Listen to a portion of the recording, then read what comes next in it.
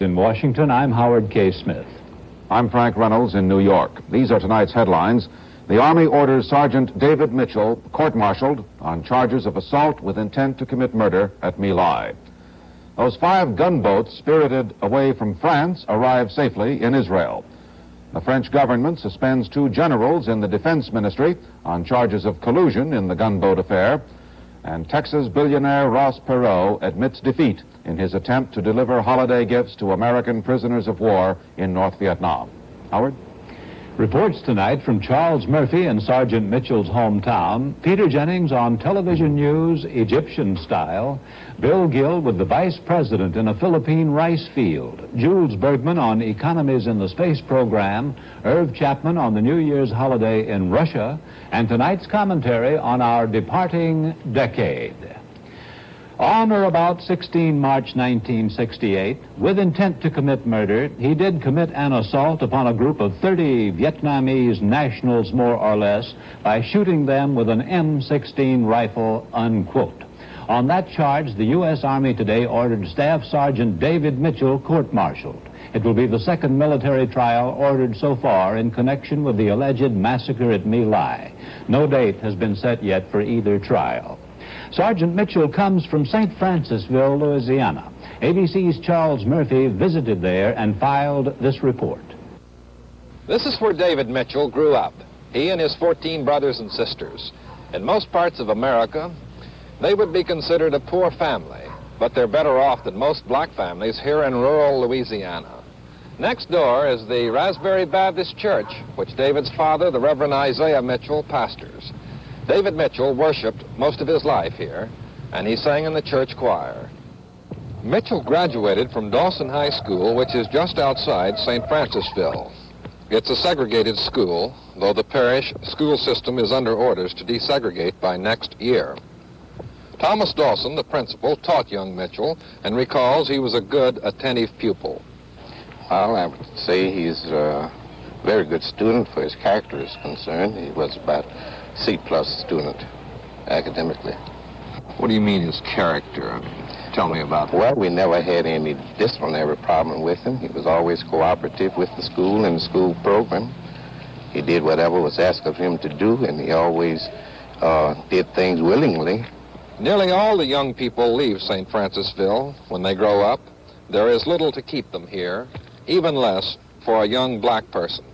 About a year after graduating from Dawson High School, Mitchell enlisted in the Army. The Army offers an opportunity to a black man that he can't find in his hometown, and as a result, the Army has drawn thousands of small-town men like David Mitchell into its ranks. Charles Murphy, ABC News, in St. Francisville, Louisiana. Investigators from the Defense Department toured the My Lai area in Vietnam today, and at the Pentagon, testimony was taken from the 50th witness to be heard in that same case. In Detroit, a judge has taken a special interest in another case involving a Vietnam veteran, and the outcome could set an important precedent. ABC's Roger Peterson reports. Michael Sharp got 23 medals and 3 wounds in Vietnam. He now faces 15 years for an $80 holdup. Sentencing has been delayed while a veterans hospital checks Sharp to see if he can be rehabilitated. ABC's Vin Marshall talked with Judge Joseph Rashid and Sharp about possible rehabilitation. I'm not familiar with their facilities or their mode and method of treatment. I don't know how much time they'll give this young man.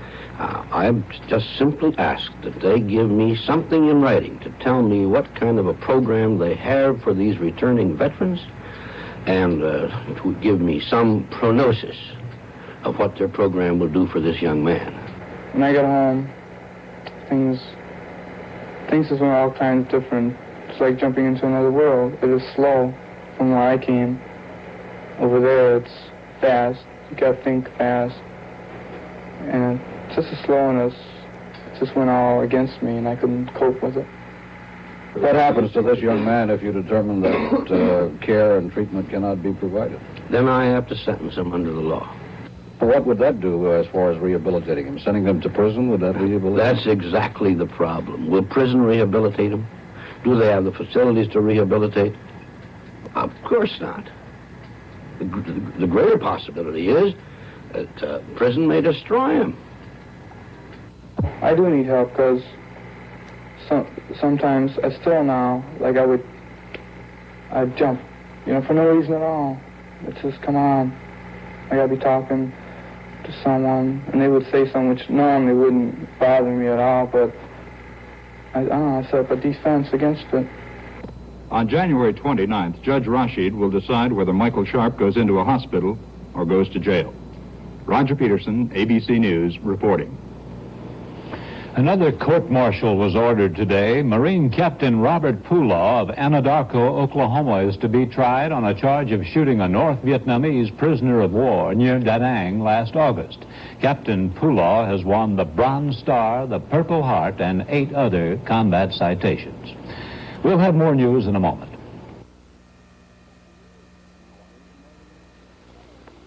Do you want me to get married again, Eddie?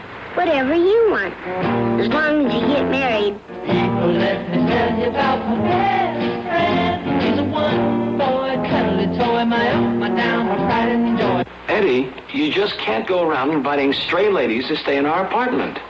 Well, didn't you teach me to not be selfish and share my things? But not me, and not our home. Oh, you mean I could be selfish in some things? Yeah, he's my best friend. La-la. Mrs. Livingston's been Eddie's housekeeper for a long time. Little boy Blue, come blow you spoon. If you speak Japanese, that's what it sounds like. If we do get married, do I have to start all over again, or could I be just like I am? Just like you are. Boy, that's a relief. Enjoy the escapades of Eddie and his dad on the courtship of Eddie's father tonight on ABC. Well, the gunboats are in port in Israel, and 2 generals are out of work in France. That about sums up the day's events in the great gunboat mystery. The 5 vessels that slipped away from France last week in defiance of an embargo on arms to Israel arrived in Haifa harbor today. Israeli jets flew victory rolls in the sky as the boats moved into port. In Paris, the French government announced that 2 generals, both high officials of the Defense Ministry, have been suspended. Apparently, they were involved in approving the departure of the gunboats, and the government, which, with much justification, seems to think it has been made a fool of, believes the generals should have known that Israeli crews were more likely to sail the boats to Israel than to Norway. There is, of course, a strong suspicion that the generals or others in France knew exactly where the boats would go. The French government has also demanded that Israeli diplomats involved in the deal go home. Most of the Israelis who were in Cherbourg harbor have already departed with the boats, but a few are still there, and when reporters try to talk to them these days, they insist they speak only Hebrew. In the war news from the Middle East, Israeli jets attacked Egyptian positions across the Suez Canal today. The Israelis say all their planes returned to base. The Egyptians claim one was shot down. That claim will no doubt be included in the nightly news broadcast on Egyptian television. Here is a report on Cairo TV from ABC's Peter Jennings. These people are preparing a nightly Egyptian newscast under what are regarded even by them as extremely primitive conditions. The lady is a newscaster. There are as many women as men. The others are translators, news writers, compiling the news as the Egyptian government wants its audience to see it. Their news sources are basically the same as the United States, though there is a sad lack of reporters. News comes in from all the major international news agencies, including the American ones, but it goes out with only the Egyptian side of the story. We talked to Yusuf Sharif, senior night news editor. He explains the manner in which the news is censored. Sometimes we have news from the agencies, so we don't give it. We don't give the whole news, the whole package to the audience. We just give them what we should, according to a point of view. In other words, you give them the Egyptian side of the news. Yes, that's right. As opposed to the Israeli side of the news. Yes, yes. While this newscaster was giving one of 6 broadcasts each day, there were 2 other channels broadcasting as well. Television is limited primarily to the cities in Egypt, but the government is fast realizing its impact, and money is being spent to extend the service. At best, there are 100,000 television sets for 30 million people, but still, President Nasser is always sure that his speeches are televised. Israelis can see Egyptian television and vice versa. It is not unnatural, the Egyptian officials feel, to strive for the stage where their news service is extensive enough to show the Israelis films of Arab victories. This is Peter Jennings, ABC News, at the Egyptian Television Center in Cairo. There's a report from London tonight that may shed some light on just why Israeli officials are so angry about the latest American plan for peace in the Middle East. One provision of the complicated plan apparently would, in effect, give President Nasser of Egypt the power to veto any agreement that may be worked out between Israel and her more moderate Arab neighbor, Jordan. Since the Israelis apparently feel that an accommodation with Jordan is a possibility at least, the American plan is not welcome in Tel Aviv. We'll be back with more news in a moment.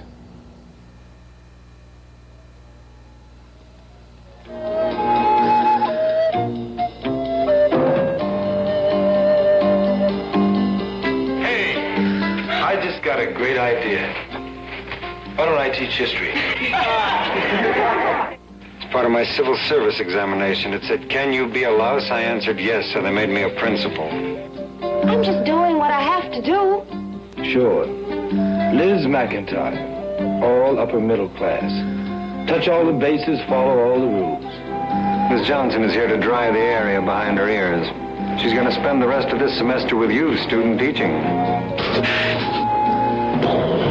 You know, Alice, you can't expect to be a great teacher in one day. Oh, I don't. I'm going to give it a week. Good idea. Room 222. New on ABC. Watch tonight when hero worship threatens an athlete's scholastic future. Ross Perot acknowledged today that he will not be able to ship his Christmas packages to American prisoners in North Vietnam. In Copenhagen, Perot finally admitted defeat after the Russians refused him permission to fly his chartered jet into Moscow. Perot tried until the end by telephone, and he did get through to the office of Premier Kosygin, but no further. The 24-hour Allied ceasefire is now in effect in South Vietnam, and apparently there is a temporary peace of sorts. The U.S. command in Saigon says it received no reports of violations in the first hours of the truce. Authoritative sources in the Far East report that Vice President Agnew is planning to leave Manila for a brief visit to Vietnam within a few hours. Even as the Vice President swings from one Asian capital to another, there's a rather pessimistic assessment tonight of this country's diplomatic posture in that area. ABC's Bill Gill reports on that and on Mr. Agnew's day from Manila. High-level American sources here in Manila now are convinced that Allied confidence in American foreign policy has been severely shaken from Manila to Taipei. In a pessimistic view of recent developments in Washington, these sources warn that many nations now believe that Mr. Nixon's policy for a new Asia amounts to little more than a total pullout by America, both militarily and economically. One American spokesman feels that the U.S. Senate is directly responsible for what he describes as a loss of faith in the administration's commitments. The recent Symington report, which revealed U.S. payments to its allies for their participation in the Vietnam War, is considered as nothing short of deliberate obstruction of Nixon policy. The President's recent endorsement of a Senate resolution which would forbid the deployment of U.S. troops at any future date in Laos and Cambodia is viewed here as a diplomatic blunder by the administration itself. Should such Asian doubts continue to be encouraged by developments in Washington, we are told, there will soon be little hope of reaching the administration's goals in the Far East. Instead, there would be mounting pressures upon the American allies to seek some sort of an accommodation with Red China. The Vice President continued his education in Asian affairs today. This time he learned the hard way, touring an experimental rice plantation under a blistering Philippine sun. Mr. Agnew was given a detailed demonstration of the research facilities where the new miracle rice was developed. The Vice President admitted that his interest was intense, but the circumstances tested his determination to learn something of this part of the world. The International Rice Research Institute, located 75 miles outside Manila, has developed a new form of rice which increases the yield per acre by about 5 times that of a normal plant. Mr. Agnew was told that this effort offers the best hope that one day Asia's billions of people will enjoy a sufficient supply of food. Bill Gill, ABC News, with the Vice President in the Philippines. As is the case with most Asian nations, the majority of the people of the Philippines are very poor, and a few are very rich. President Marcos is reputed to have holdings worth $125 million. Now, today, Mr. Marcos made a startling announcement about what he plans to do with his wealth. ABC's Lou Chaffee has that story from Manila. It has to be one of the most dramatic gestures ever made by a politician in modern times. Philippine President Ferdinand Marcos today announced that he is giving away all of his worldly possessions and turning them over to the people of the Philippines. He's reputed to be one of the wealthiest men in the country. He said that a foundation will be set up bearing his name, which will further the causes of education, technology, science, and the arts. He said that his wife is in full agreement with his decision. And as for his 3 children, provisions have been made to assure them an education.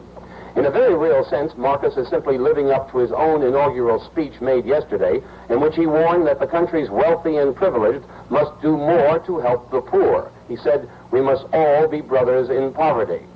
By giving away everything he owns, President Marcos is not going to solve this country's economic problems, but he has served notice that he's going to crack down hard on corruption and that the Philippines is in for a period of severe austerity. Lou Chaffee, ABC News, Manila. We'll be back with more news in a moment.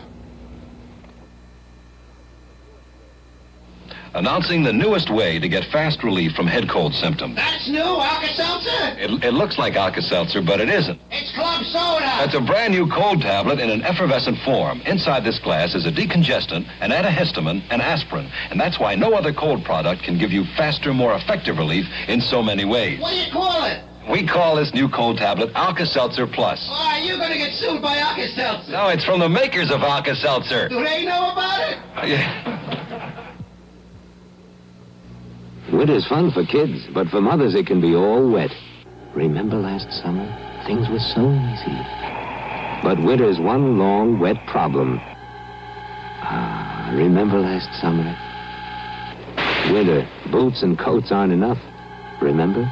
Well, maybe your mind's on winter and not on eating right. Time for one-a-day vitamins. Give your family all the vitamins they usually need to take. One-a-day vitamins. Summer and winter.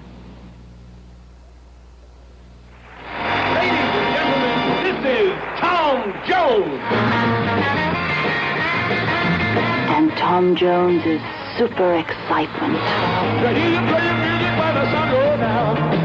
someday you're gonna be right.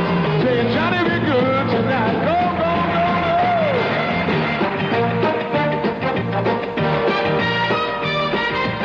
go, go. Love is like candy on a shelf. Tom Jones makes it happen, love. With guest stars like Peter Sellers, Richard Pryor, Nancy Wilson, The Bee Gees, Dick Cavett, Pat Paulson, The Fifth Dimension, Dusty Springfield, Sonny and Cher, Donovan. Help yourself, take a few, that's what I want you to do. It's not unusual. Electrifying Tom Jones. Victor Borger joins Tom Jones tomorrow night on ABC. Throughout this year of debate on almost everything, one of the prime issues has been our national priorities, or how the nation will apportion its spending. The trend has been to trim military and overseas spending and concentrate on domestic needs. Today, a conference convened by the president urged him to move the nation forward faster on that domestic front. The conference on food, nutrition, and health said that hunger exists in America on a disgraceful scale, that it is now technically possible to feed everybody, and the nation's conscience will tolerate nothing less. At the almost empty Capitol, Senator William Proxmire wrapped up his latest series of hearings on military costs today. He found out some surprising new facts about the Poseidon missile. He drew the overall conclusion that the taxpayer is getting gypped. There isn't any question that the American taxpayer is not getting his money's worth in the military spending that we're engaged in now. No question about it. Money is being wasted and wasted extravagantly. The purpose of this hearing is not to cut down our military force. Far from it. We think we'll have a leaner, harder, tougher, better military operation if we can eliminate the demonstrated waste. After all, when a program like the Poseidon, which was originally to have cost $3.3 billion, according to Secretary McNamara's testimony in 1967, now costs $7 billion, we know that there has to be a whale of a lot of waste involved. It would be one thing if this were true of only one program, but in case after case after case, we find that these explosions in costs have occurred, and in many instances because of inefficiency. Earlier this month, Secretary of Defense Laird told a Senate committee that the cost of the Poseidon had risen from $4.3 billion to $5.6 billion. That's only one-third the size of the cost increase that Senator Proxmire reported today. In this debate over spending, the space program has been under as steady an attack as the military, and the impact is now being felt. ABC's science editor Jules Bergman reports. The space agency, facing severe budget restrictions, has decided to cut back Apollo moon landing missions to 2 flights a year and will halt lunar flights completely in 1972 while it launches 2 Earth orbit flights for 1 and 2 months respectively to get the Apollo space station program underway. The cutback will stretch out the Apollo program into 1974 for Apollo 19, the final lunar landing mission. And 1 flight, Apollo 20, has now been canceled completely, so its Saturn V rocket can be used for the space station flights. Scientists who've been asking for more time between the missions to analyze their findings are delighted. The stretch-out follows NASA's closing of its Electronic Research Center in Boston. And the space agency is now struggling to find still more cuts, so it'll have the money to begin the space shuttle and space station it wants for the mid-70s. President Nixon is expected to give the go-ahead for both programs in the next week. But finding the money to build them will be a real struggle. This is Jules Bergman reporting. James Allen, appointed by President Nixon as Commissioner of Education, complained today that the White House has put education too far down on the priority list. Congress wants to spend $1 billion more on school aid than President Nixon does, and Commissioner Allen said he is ready to spend that money too. The Nixon administration made a new move today to slow down school desegregation in the South. The Supreme Court 2 months ago ordered integration without further delay. But the Justice Department today asked that it be put off for some schools until next fall. In exchange, the government promised to file multiple lawsuits against schools that fail to comply with the new deadline. We'll have more news in a moment.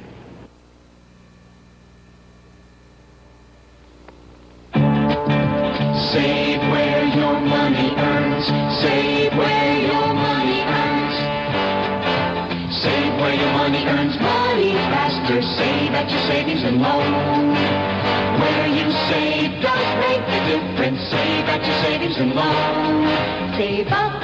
Save now. Save now and save in your hometown. Your town. Where you save does make a difference. Save at your savings and loan. One big difference is just how fast your money earns more money. Over the years, savings and loan associations have paid higher returns on savings than any other type of financial institution. Isn't it time you took advantage of this difference? Where you save does make a difference. Save at your savings and loan. Everywhere at this hour, people are getting ready to welcome a new year and a new decade. In the Soviet Union, it is already 1970. And there, the traditions are just a bit different. That report now from ABC's Irv Chapman in Moscow. Here in the Soviet Union, Christmas is for old ladies in church. What the kids get is New Year's Day, with all the gifts and their genial host, Grandfather Frost. С Новым годом, дорогие друзья! At Moscow's big Palace of Congresses, Grandfather Frost put on a big New Year's show with his helper, the Snow Maiden, and other fairy tale characters. 1970 is not only a new year and the beginning of a new decade, but as Grandfather Frost reminded them, the 100th anniversary year of the founder of the Soviet state, Vladimir Ilyich Lenin. As the young audience drank it all in, visions of Toyland danced in their heads. Parents were rushing to stock up on New Year gifts of dolls and trucks and derricks, and the bright decorations for the New Year tree. In fact, there are tall New Year trees in public squares downtown, as well as the little one at home under which the presents go. There's nothing like New York's decorations, but what there is looks very Christmassy. Christmas, December 25th, was just another work day and school day. Russian Orthodox Christmas, January 7th, will be too. These kids' faith will not be religious, but they can believe in Grandfather Frost all they like and enjoy the holiday with childlike glee. This is Irv Chapman, ABC News, Moscow. We'll be back in a moment.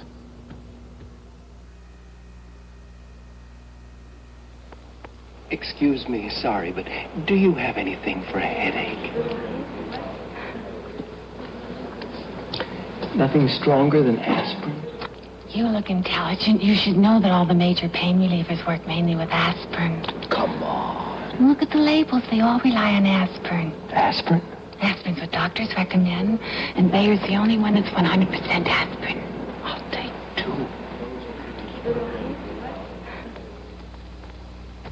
2. Irregularity. I suppose you know all about laxatives. Well, there are stimulants like the candy types, bulk types, lubricants like mineral oil. What do you think doctors recommend most often? Milk of magnesia. Doctors say it's thorough yet gentle. So when you suffer from irregularity, get Phillips milk of magnesia. Phillips is thorough and gentle. And Phillips is the kind of laxative doctors recommend most often. That makes sense. So it's farewell to the 60s. Perhaps not the best decade in history, but certainly not the worst either.